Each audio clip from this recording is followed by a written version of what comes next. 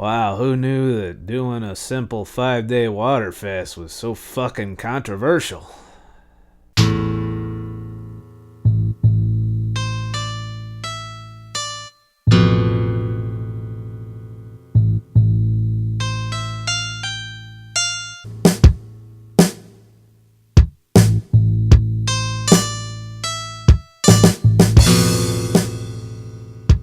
You know, people have gotten pretty used to the fact that I intermittently fast because I've been doing it a while. I've been doing it over a year. 36-hour ADF, 24-hour fasts, 16 and 8s, 48s. Sometimes I just go as long as I can. And that's probably the best way to fast, in my opinion. Go as long as you can. Your body's going to let you know. It's pretty good at that. At first, your body's not good at that. You have to train yourself to know how long a fast should be. So a lot of what I'm running into when doing this 5-day fast, and you can see it in the comments below yesterday's video, which, by the way, my videos are about a day, have been a day behind, but I'm going to try and get this video up tonight. So by the time you're watching this, yeah, you may have seen the day 2 video, but that was from yesterday. This video is from today. And I wanted to push this video out quick, so it's not going to be heavily edited or have a lot of fucking bells and whistles or anything. To let you know, a little bit of a response to some of the people that are A, thinking of undertaking this challenge themselves, or B, think I'm fucking up, because I get a lot of that, not just from, people, but people in my daily life. A lot of people don't understand, even to this day, as popular as it's becoming, as, even Hollywood people are doing it. It's still, a lot of people are very fearful and scared when you're doing something that is outside the box. The box, of course, being the most unhealthy fucking diet in fucking society is what we practice in the United States. And the fact that we've been doing it the same way for fucking over 30 years and it hasn't solved the problem, it's made it worse. But leaving that aside, I feel I have to reinforce some of the things I've gone over previously in my videos. But before I get to that shit, just for the people who just want the update, who already believe in fasting, and who already kind of, want just a quick update on if I'm dying or not, or how much muscle I'm losing. It is now 88 hours into my fast. Last night, a lot of times when you do a longer fast, I've known this from previous 72-hour fasts, basically it seems like the more toxic your body is, or the more fat that you have, the worse you're going to feel during a fast. This fast so far, as far as the longer than 24-hour fasts or 36-hour fasts, as far as it goes, this has been probably one of my easiest long fasts that I've ever done.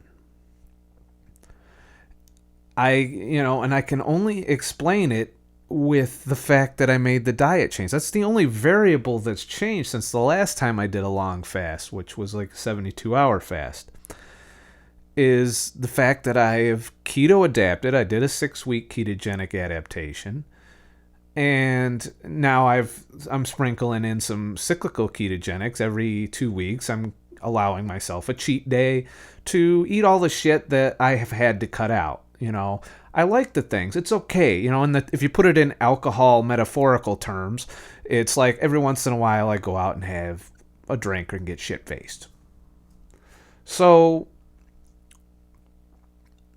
thinking along those lines, this fast has been easy. This is definitely, there have been some small, and I do mean minor, rough patches so far. Last night around the 74, 75 hour mark, I started to feel a little shitty. Kind of like a congested feeling, like, a sinusy fucking congestion was setting in. But it was right around bedtime. Also, when I went to bed, I didn't fall asleep right away. It took me over an hour and a half of laying there and trying to be bored to actually fall asleep. However, once I fell asleep, I slept through most of the night. I did get up once to piss. Starting to taper down a little the amount of times I have to run to the bathroom because my glycogen's probably starting to be really depleted from my muscles. And we're getting down to brass tacks. I'm probably in strong ketosis right now. I ran out of ketone strips, so I can't tell you what I'm pissing. But the more adapted you are, supposedly the less you piss anyway, so it's not a real accurate way of gauging your ketosis. I do the test strips mainly to see, am I producing any ketones? And it tends to reason that if you're showing any ketones in your piss, then you're in some stage of ketosis, or you're very close to being glycogen depleted, especially in your liver. But leaving all that aside, I slept really well. I did have another side effect from this long fast. While I was sleeping, I dreamed of food. Just another sign that your fucking brain is not happy about this. This is a stress. Make no thing, clear. You're stressed when you're doing this. You're raising your cortisol levels. You are stressing yourself. But I think it's a good stress. It's a stress we need to reset, to heal, to get access to our fat, to lower our insulin levels. This is something we need to do periodically, not all the time. I'm not saying never eat again. I'm saying intermittently fast. Now, there's some contention there's people that are scared to go over 72. There's a general consensus in the intermittent fasting community, and you'll get people on both sides of this. You get the water fasters who love to go 30 days, 7 days, 10 days, every quarter, and I've seen a few of those, and you know what? Their way it suits them. And I'm not advocating that anyone does a longer than 72-hour fast. Just because I'm doing it doesn't mean it's right for everyone, or anyone for that matter. I am doing this because I want to know how it affects me personally. And to that end, I notice a lot of you have either already done this or, and said, fuck that, I ain't doing that again, or you are planning on doing this. I really want to address those that are planning on doing this or that are somehow inspired by the fact that I'm doing this. This is at your own risk. I don't know you. I don't know your health problems. And to be perfectly fucking honest, me doing this is probably risky. There might be some underlying health condition that will not respond well to not having food. I don't know. There's all kinds of bullshit. I hear all kinds of shit. Your gut biome's gonna get fucked up. You're gonna have leaky gut. You're gonna have candida. You're gonna get fucking disimbalance in your fucking stomach and it's gonna cause ulcers. There's all kinds of shit that could happen. And I'm taking the chance. And most of the longer, really long fasts, like 30-day fasts, they're medically supervised by a natural doctor. By natural doctor, I mean the doctor advocates diet and natural ways of healing instead of just pumping you through a drug and fucking making you keep coming back because they're not going to heal you. There are doctors out there that actually do want to heal people. It's just they don't get paid very well, so there's not a lot of them. So they have to come up with their own ways. They start their little fasting clinics. They start their little things here and there. And they preach their belief. I just watched a fucking documentary last night about vegan. Raw vegan. Take 30 fucking people. Or was it? No, not even 30 people. It was a Morgan Spurlock documentary, which is the guy from Super Size Me. He was in it. And when I saw him in it, it lost a lot of points with me because that dude is completely a dishonest vegan trying to pimp out veganology. But they did show results on some, not all. There were a couple of people that were having a hard time, clearly going to fail, clearly not going to continue with the lifestyle because it is a very difficult diet. And there's a lot of evidence out there that suggests, and I'm not here to fight with vegans, but there's a lot of evidence that suggests there are certain nutrients and amino acids that you can't get without meat, and it has a long-term health effect on you. There are people that I've seen out there, in the internets, that have had difficulty with motherfucking nutrient deficiencies, or even the Hodge twins. Everyone knows the fucking Hodge twins, right? They quit their vegan lifestyle because they didn't like the effect on their muscles. They were losing muscle, according to them.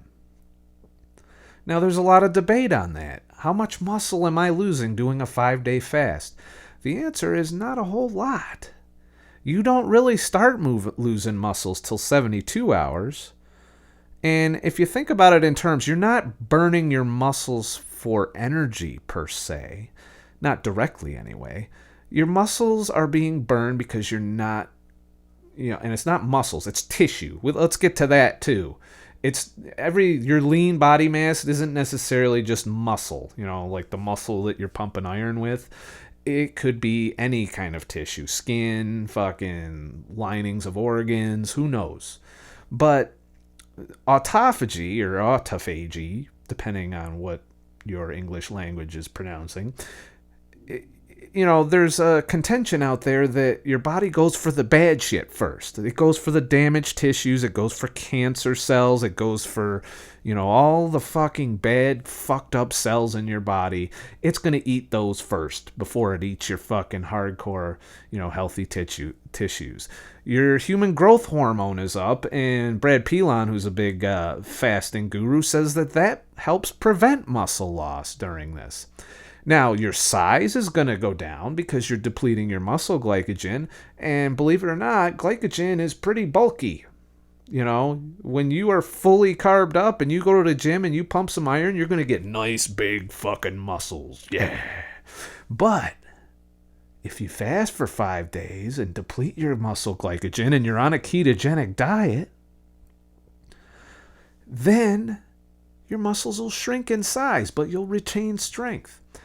There's also studies that show that if you do lose some muscle, and you will a little bit on a longer fast, it's very easy to regain, because I don't think you're losing all your muscle. I think you're losing parts of your muscle. And I think those parts can easily be rebuilt once you resume normal diet and exercise. By normal, I mean ketogenic, because I do not mean the standard Western go to fucking McDonald's, eat a hamburger, then go to fucking Dunkin' Donuts and dunk your fucking goddamn fucking donut in a goddamn double ice mocha cappuccino fucking frappe latte. Fuck you. That's not what I'm talking about. I'm talking about a ketogenic, or if you're a vegan, I guess you could be a vegan and have a nice fucking day. I don't agree with the vegan ideology. I'm not into vegan diets. I like my meat, even with all its steroids and the poor little animals getting fucked up. Well, you know what? I'm sorry. We need it, I think. I could be wrong. But I believe, and I'm not trying to convince anybody of this. This is what I believe. I believe that we need meat. We need fat, animal fat, not nuts, not plant fat, not avocados. We need real animal fat to get all of the shit we need to survive. We are omnivores, after all. We eat both plants and animals for a fucking reason. So let's do that, Now, I'm not going to get into that debate. But I will say, overall, this fast has been enlightening for me. And it has shown me that I have yet another tool in my tool belt of weight loss. I weighed 190.1 literally 5 minutes before filming this, which is midday weight. Normally during the day I don't weigh myself, but when I'm on a long fast like this, I know I'm only taking in liquids and I'm not holding them very well. So I will periodically throughout the day just kind of gauge my weight loss progress. And I've lost 11 pounds in 88 hours. And most of it was water weight. Some of it is probably lean mass. and at least half of it is fat. There is fat being lost. Now, the whole name of the game when you do a long fast, aside from the health reasons, which is mainly the reason people do the longer fast, they want to cure something. And let me address that for a minute. I'm not curing anything that I know of doing this. I have a scar on my foot. A lot of the fasters you see, they like, my scar miraculously fucking healed, and it's a miracle. Fasting is the greatest thing ever. Because no, I'm not here to tell you that, because I don't notice anything. Maybe I'm just not observant, or maybe some people just like to throw in those extra things to sweeten it. I'm not here to do that. I'm here to tell you what I'm really going through, what I think. I will tell you, though, that I do feel fucking great. I feel better than I have on the entire keto diet so far. This is the best I have felt since I switched to keto. So there's that. And it's way better than I've ever felt being carved up. So I will say my current feelings, and I realize I'm stressed, I realize it's an adrenal response, I realize that this is not a state you want to be in 24/7, but it is something we are designed to do. We are designed to have periods of famine. That is our whole biological reason for storing fucking calories. If we would never experience famine, then we would never have survived. If our bodies weren't wired to deal with famine. So, and some of you think that we have to eat all the time or we're not going to get our nutrition. For some people, there are nutritional deficiencies. There are people that are genetically fucked up. There are people that have damage. And that's why I always say that long fast, definitely not for everyone. And, you can try it and do, as long as you can go. And see what it does for you. If you feel like you're total shit, like you'll know. If you're in pain and you're bleeding. Like I seen a video where some chick went to a fasting retreat and was bleeding out of her asshole before she even got there, mind you, and continued to bleed out of her asshole the whole time she was there. Clearly of an issue. And then went on to say that fasting almost killed you. No, dumbass, fasting almost killed you because you showed up already fucked up. And fasting wasn't the solution to that particular health problem, though the rebuttal to that said that she was getting better towards the end. But you see, one fucking motherfucker says that, and it scares thousands of people from even trying it. I am not one of those scared motherfuckers, okay? I'm trying this for myself. I realize that there's risks. I realize that there is a chance that I might not be able to fast. But I haven't seen any evidence of it. I've built up. You don't go cold turkey. You don't go from eating fucking McDonald's 7 times a day to doing a fucking 5-day fast. You're going to hate it. It's going to be probably the worst experience of your life because you didn't take the time to adapt your body to it. You didn't take the time to get back in the groove of, hey, we don't have food all the time. That is what you have to do before you do these longer fasts. So, for those of you who are trying this for the first time, my advice is this. First of all, don't do it right away.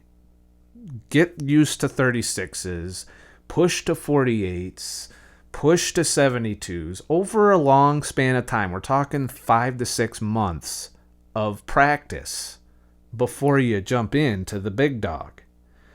If you just jump in, there are greater risks of complications. So you should be medically supervised. I'm doing it. You guys are quick to tell me things, and I love the discussions we've been having today since I started, to really cross the 72-hour line.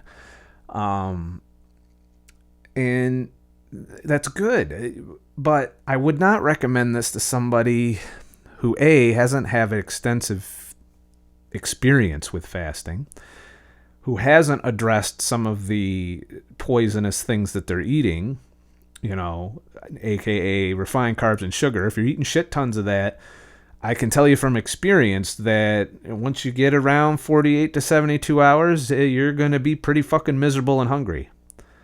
Whereas if you haven't trained your body to, down to where you're not relying on carbs for energy anymore, to where carbs are a treat, not the fucking thing you need to live off of, then you're probably going to have a more difficult time fasting, especially on the longer ones. There are people that plow through that shit. I got the willpower, fucking yeah, man up, fuck. But not everybody is capable of that. Some people can't even make it 24 hours. For the longest time, my girlfriend said, I can't go fucking 36. And she just did. It took her a long time to get to that point. She was doing 20s like a champ. And, she only did that for a little while. For most of the time, it was skip breakfast. But she was doing that before anyway. And, the hardest thing I think with her is the snacking. Throughout the day at work, she would snack. And she's since cut that out, and it's had miraculous results on her blood sugar levels. So what it boils down to is, if you're going to try a long water fast, you're doing it at your own risk. I'm not advocating anybody to go out and do this. Do your homework. Don't just listen to me and be like, oh, he did it. He didn't die. He lost weight. Fucking, I'm going to do it. How do you do that? Go out and search for water fasting. Just put in water fasting, and you will see everything from 5 days to 40 days to 382 days of water fasting. You'll see studies. You'll see clinics that do this professionally. They charge $6,000 for some fucking asshole. Not a real asshole. He does serve a purpose because some people are really sick that go and do this. And but he's still charging $6,000 to watch you not eat and make sure you don't die. That's what he's doing. He's checking your vitals, he's checking your blood levels, and monitoring you while you sit there and drink water and meditate all day and do yoga. So, there are places you can go to do this on a professional level. I can't afford that, nor do I have the time to do that. I like to be able to function in life a little bit while I'm fasting. And some people fear that you're going to do is lay in bed all day and be weak, which is completely hasn't been the case so far in this fast or in any of my previous fasts, other than when I wasn't quite keto adapted and I tried a longer fast. It didn't work out. So keto adaptation. You don't want to do this while you're adapting. If you're in the in-between stages of keto adaptation, and you want to do a long fast, you need to carb up first, I think.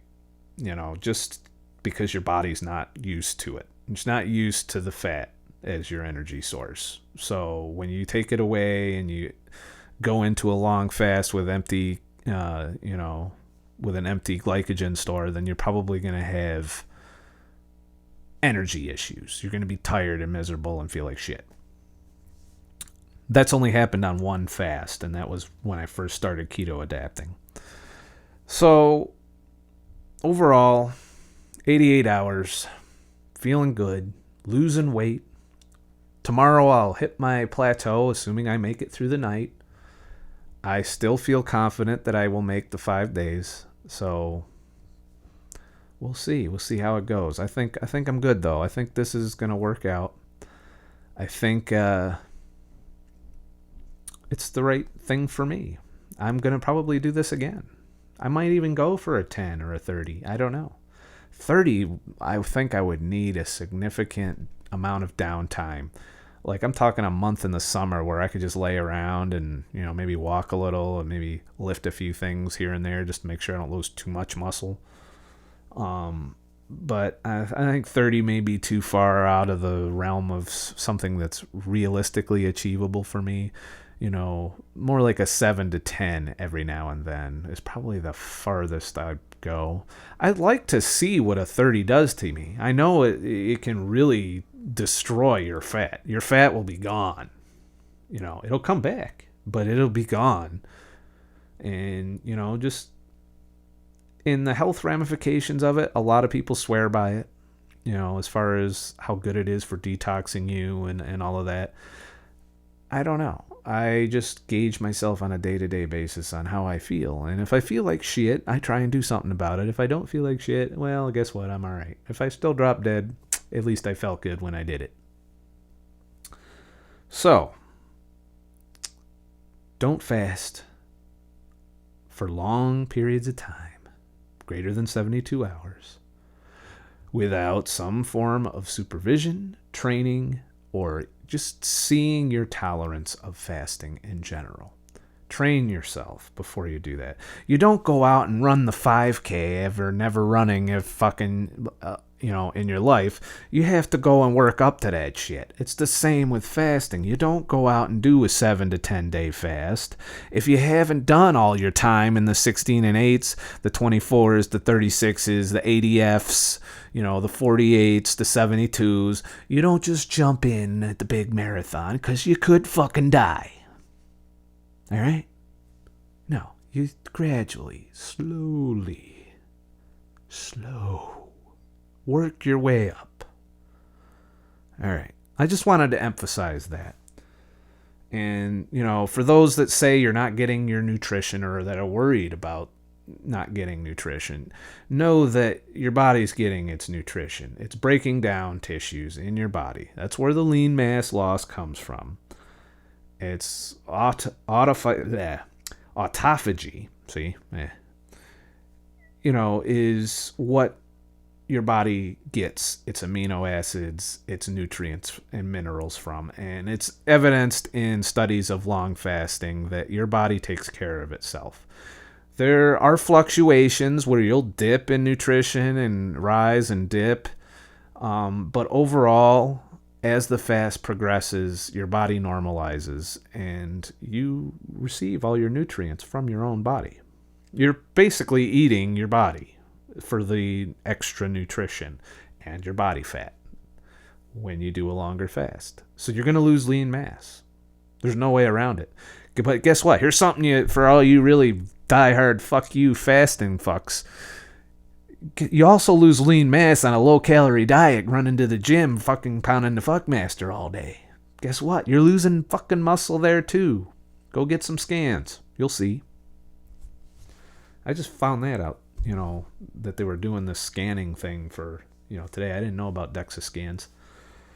But thank you guys for providing me with the extra reading materials and extra studies to look at, and especially the ones that are helping me with my trying to learn about gaining muscle after A, having been fat, and B, doing it on a ketogenic diet. It turns out from some of what I'm reading that carbs aren't a big important role. The protein's the big king of the castle when it comes to building muscle. That, of course, proper exercise, rest, and nutrition. So, that being said, on track for fucking day 5 tomorrow. It's going to be fucking great. But day 5 is Thursday. I'm breaking my fast around 9 p.m. on Thursday, which is when my full 5 days, that's 5 times 24 hours, whatever that math is, we'll get there. And that will be my end point for this challenge. I plan on not extending it. 5 days is probably going to get me down to 188, 187 maybe. Who knows? I'm at 190 now, and at the rate I've been losing, I could picture me being 187 at the end. Which is the lowest, will be the lowest weight that I've been since I started this journey. I don't think I've gotten down that low. I came close, I think, but it was so brief that I didn't even count it. So, we'll see. And then there'll be the post-fast wrap-up of, hey, how much did you gain back on keto? And we'll figure it out from there. So, did I lower my set point? That was the goal, by the way, to try and lower my body's set point. Is it possible to do with a long fast was the question I set out to answer. By set point, I mean I've been at 193, and every time I go below 193, my body shoots back up to 193, first chance it can.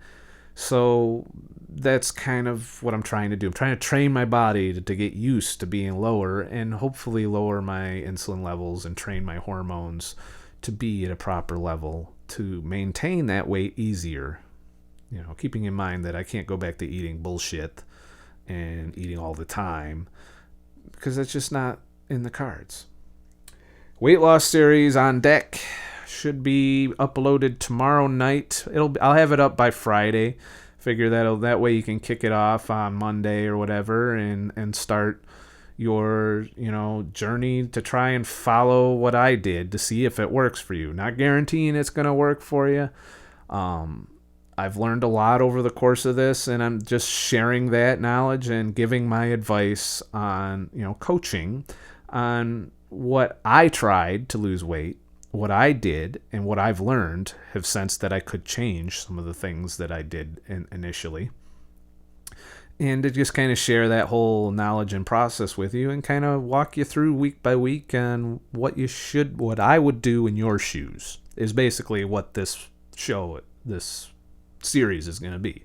How I would lose weight if I had to do it all over again, based on my current weight loss and my knowledge that I've gained since then. Which, if you've watched this channel a long period of fucking time, you know that it has grown.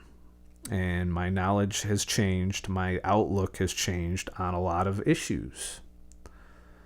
But I'm still being a realist. I do know that those refined carbs and the fucking sugar are really excellent drugs. I'm just trying to treat them like a drug now instead of like something I need to eat all the time. But remember, as always, I'm not a fucking expert. I'm just a fucking asshole. Have a nice fucking day.